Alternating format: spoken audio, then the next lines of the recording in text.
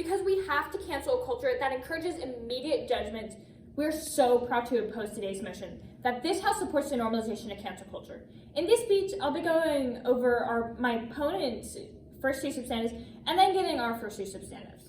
So, moving on to our opponent's case. Their first substantive is accountability, where they talk about how the function of cancel culture is to hold people accountable for mistakes they've made in the past or are currently making. But this is what they give to you as the sole function of cancel culture.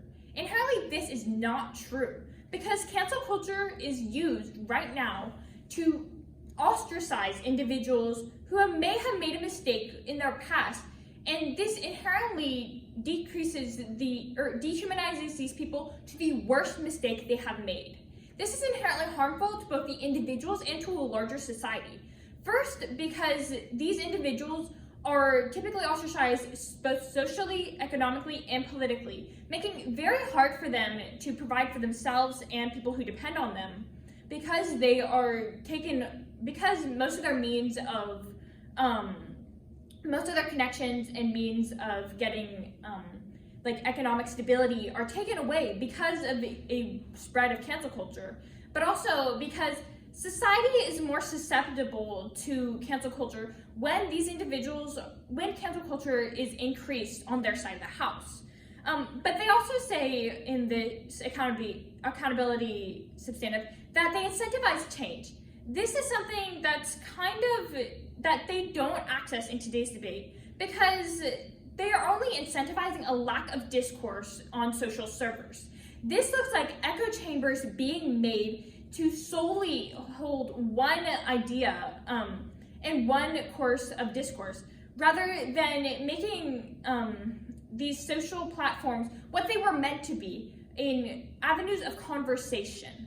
And they say that that they are able to hold people accountable. Okay, so they may be able to do this on a small scale, but that's the only place where they can actually take this impact. Because there's a lack of longevity with cancel culture that side proposition fails to realize, which is why they inherently lose this substantive. But going into their second substantive, which is social justice, here they're saying that there's a large-scale impact because they're able to spread these ideas widely. But inherently, cancel culture doesn't do this. This is not something that actually helps movements. Rather, it hinders them, because the wider society sees it as them decreasing free speech of people who may not agree with them.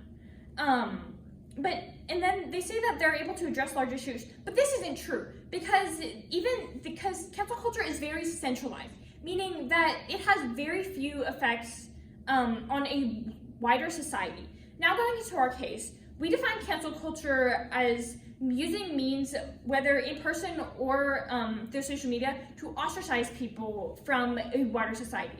And we define normalization as elevating a practice to a level where it becomes a key component to individuals' lives. Our stance today is that cancel culture is effective when used in minimal circumstances, but normalizing cancel culture would allow for it to be used more, and thus it would become less effective, because we would become more desensitized and because we are overexposed. The burdens of today's debate are the harms versus benefits. And our first substantive today is morality.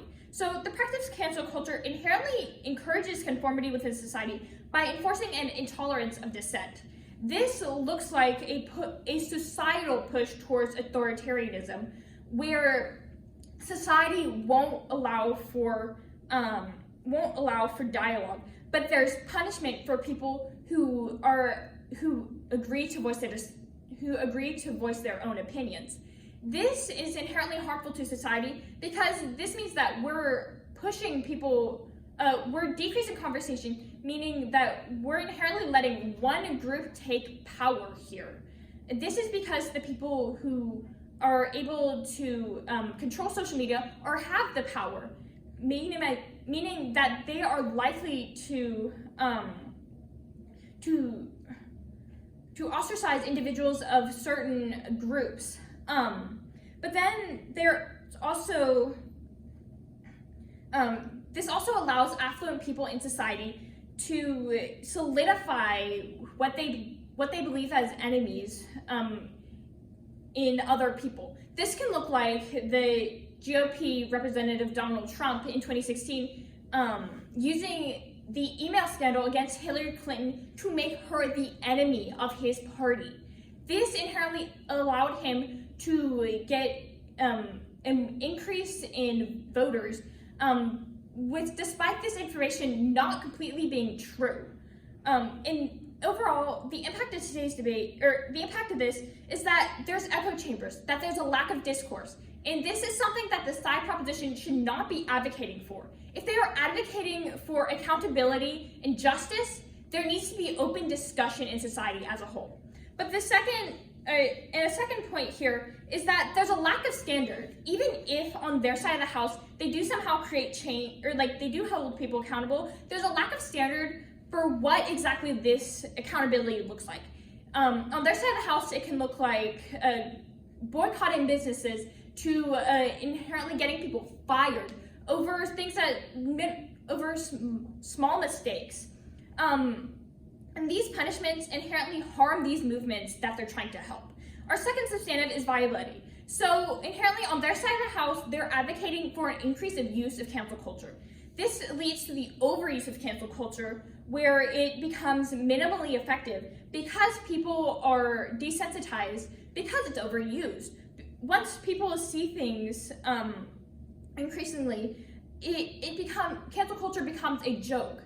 It has no real impact on either the small centralized circle or a wider society as a whole. But even then, there are few lasting consequences on their side of the house, because cancel culture is a social phenomenon. There's no legal repercussions to cancel culture. So because of this, people on their side of the house aren't able to actually get real justice for the people who have been hurt on their side of the house, but also they increase the polarization because people believe that they aren't actually being taken seriously because there's no lasting consequences to make systematic change.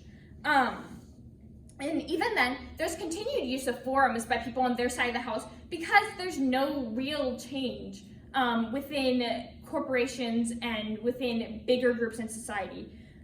Because on our side of the house, we create the most change, you need to vote in side opposition.